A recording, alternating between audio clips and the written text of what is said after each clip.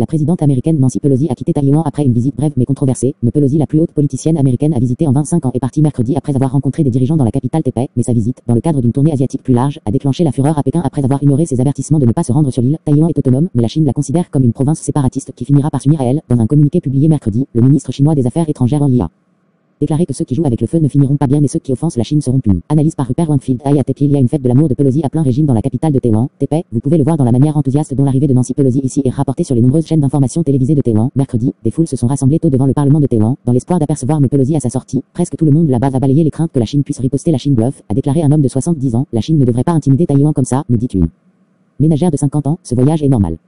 Si la Chine continue comme ça, elle ne fera que s'aliéner davantage de pays, mais pour la Chine ce voyage est tout sauf normal. Lors d'une rencontre avec M. Pelosi a salué Taïwan comme une source d'inspiration pour tous les peuples épris de liberté. Elle a également insisté sur le fait que la décision américaine de préserver la démocratie ici à Taïwan reste à toute épreuve. Il y a 43 ans, l'Amérique a promis de toujours être aux côtés de Taïwan.